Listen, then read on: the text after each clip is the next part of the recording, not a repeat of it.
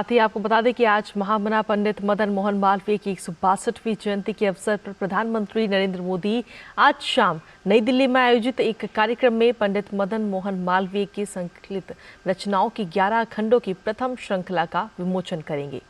प्रधानमंत्री इस अवसर पर उपस्थित गणमान्यजनों को संबोधित भी करेंगे।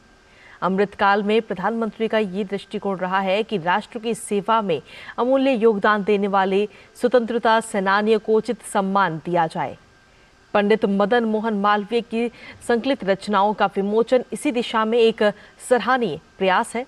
अंग्रेजी और हिंदी द्विभाषीय रचनाएं 11 खंडों में लगभग 4000 पृष्ठों पर हैं, जो देश के हर कोने से एकत्रित किए गए पंडित मदन मोहन मालवीय के लेखों और भाषणों का संग्रह है।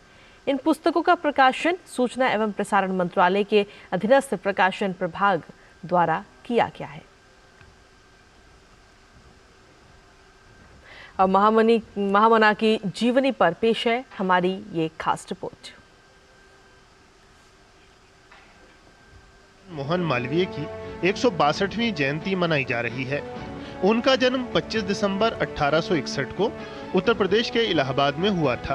पंडित मदन मोहन मालवीय एक महान शिक्षाविद, बेहतरीन वक्ता और एक प्रसिद्ध राष्ट्रीय नेता थे। उनके योगदान के चलते महात्मा गांधी ने उन्हें महामना की उपाधि दी थी और भारत के दूसरे राष्ट्रपति डॉक्टर एस राधाकृष्णन ने उन्हें कर्मयोगी का दर्जा दिया था।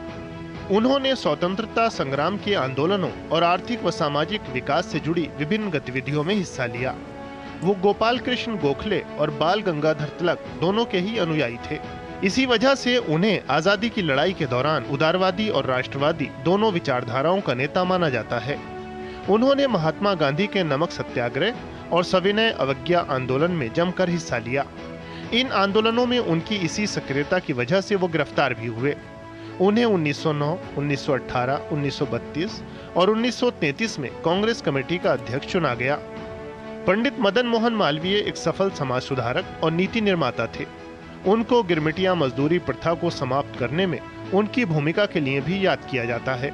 हरिद्वार के भीमगोड़ा में गंगा के प्रवाह को प्रभावित करने वाली ब्रिटिश सरकार की नीतियों के चलते उन्होंने 1905 में गंगा महासभा की स्थापना की। उन्होंने 1909 से 1920 के बीच 11 वर्ष तक इंपीरियल लेजिस्लेटिव काउंसिल के सदस्य के रूप में काम किया। उन्होंने मुंडकोपनिषद के महावाक्य सत्यमेव जयते को लोकप्रिय बनाया। अब ये भारत का राष्ट्रीय आदर्श वाक्य है। उनके प्रयासों के चलते ही देवनागरी लिपि को ब्रिटिश भारतीय अदालतों में पेश किया गया। मदन मोहन मालवीय एक प्रख्यात वकील भी थे। उन्होंने चौरी चौरा कांड में 170 भारतीयों को हुई फांसी की सजा के मामले में 151 लोगों को फांसी के फंदे से छुड़ा लिया था।